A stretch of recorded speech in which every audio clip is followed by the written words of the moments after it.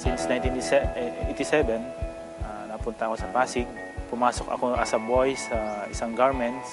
Tumagal ako ng almost 18 years.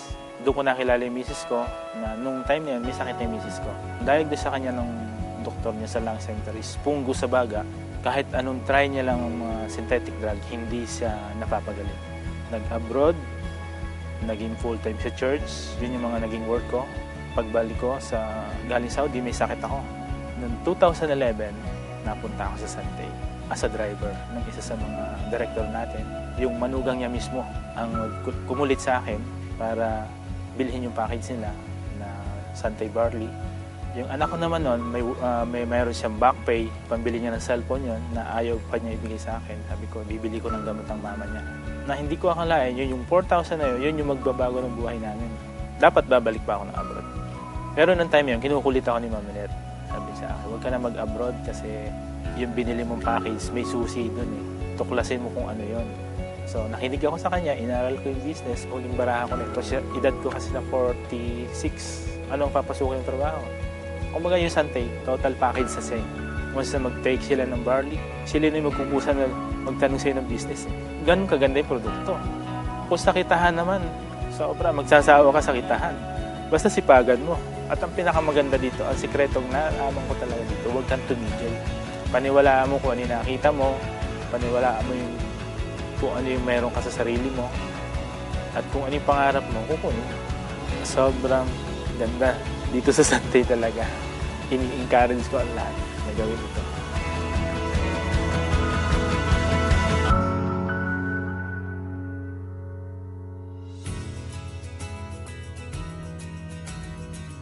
Ako si Giovanni Flores, taga Mindanao.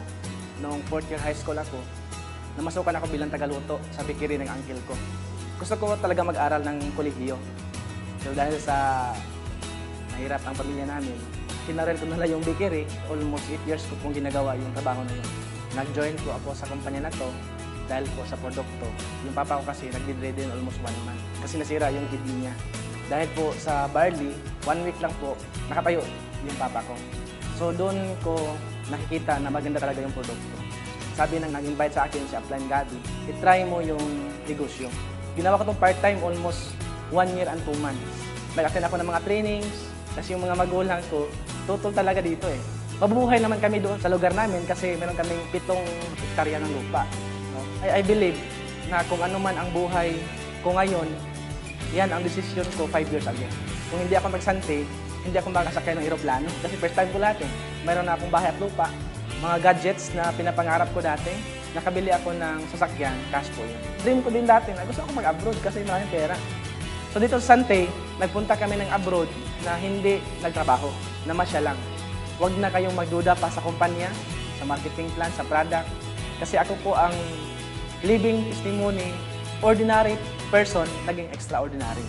I am blessed kasi isa po ako sa pinakabata na naging part sa Executive Millionaires Club ng Santay. Kung ano man ang narating ko sa buhay ngayon sa Santay, kaya nyo ding marating. Sabayan nyo na ang Santay International.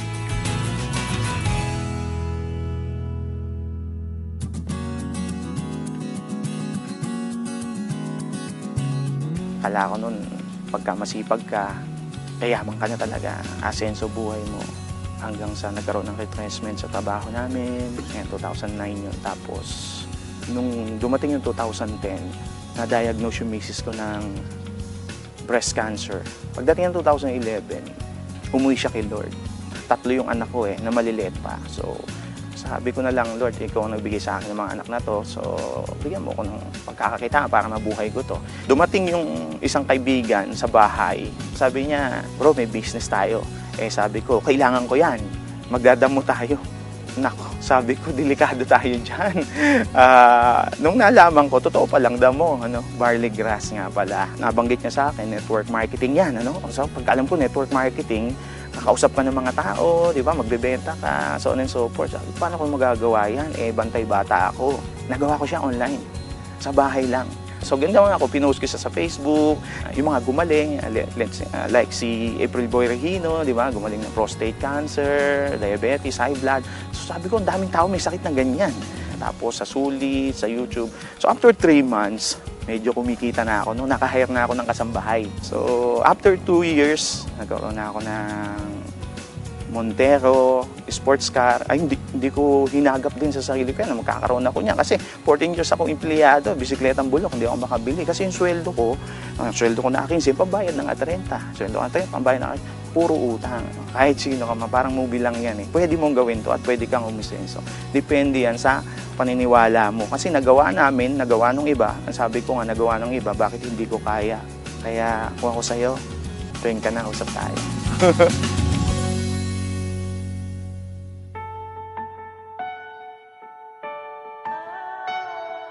Ako si Oliver Sagawinet, 24 anyos.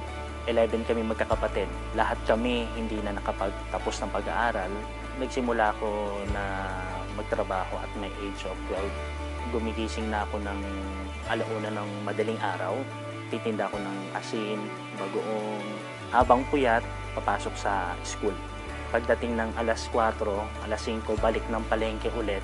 Alas 11, may karapatan na ako matulog. Almost 8 years. Araw-araw ganon. 19 ako, doon ko na-discover yung mga sakit ko. May ulcer na ako, hirap na ako sa pag-ihi, may sis ako sa babang braso ko, dumudugo pa. At ang pinakamalala doon yung araw-araw sumasakit ng ulo ko dahil nagkaroon ako ng memory gap. So yun na yung bayad ng 8 taon kong puyat. Buti na lang, yung bayaw ko mismo at saka yung ate ko, sila yung nakatuklas nung produktong ininom ko. Nagulat na lang ako kasi bigla silang dumating. In just a matter of 1 year, nakapajero sila. Ano nangyari? Dahil sa ako mismo, tiwala ko sa kanila. Pinagkatiwalaan ko yung produkto. And yung pinaka-negosyo mismo, inintroduce sa akin. Sa akin parang milagro eh. In just a matter of how many months lang. Nagulat ako kasi talagang lahat ng problema ko sa katawan natulungan. Dahil sa Sante, nabigyan ako ng bagong buhay. Na-transform ako as a total package talaga. And 100% pwede rin mangyari sa'yo.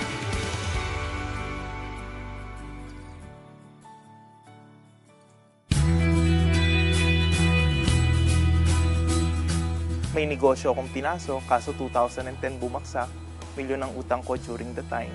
Wala naman akong daytime job. So wala akong inaasahang sasahurin kinsenas katapusan. And then may nanay pa akong pinapagamot. I have to spend 12,000 a week para sa dialysis niya. And then kapapanganak lang ng misis ko. So just imagine gaano kami kagipit pagdating sa pera. Last quarter ng 2010, sabi sa akin ng ninong ko sa kasal, Jun, since hindi naman nagwo-workout na yung business mo, ba't hindi mo subukan ng Sante? Then pinaresent nila sa akin yung produkto, pinaresent nila sa akin yung marketing plan, pinasok ko siya. Ang nakita ko kasi sa Sante, unlike doon sa traditional businesses ko, pwede ako magsimula ng maliit lang ang kapital. Dati lagi namin pinag-aawayan ng pera, kami mag-asawa. Kahit ayaw namin, pero yun talaga eh. Kasi nai-stress ka sa problema sa pera, so talagang pag-aawayan mo. Pero ngayon iba na. Ang anak ko ay na-enjoy niya yung mabubuting bagay. Nag-aaral siya sa magandang school. And then, because of Sante also, no, yung mga travel namin libre na. In fact, lumalabas kami ng bansa thrice a year.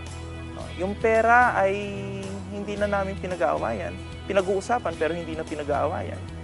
Right now ba, are you living your dreams or just living your life? Halos lahat ng tao may pangarap. Pero sad to say, karamihan sa kanila, they are just living their life. Alam mo yun, parang wala lang choice kundi mabuhay. Pero ito yung good news ko. With Sante, you have the chance to live your dreams. Ako dati ganun lang din eh. Yung buhay ko, survival. Pero as of now, I am living my dreams.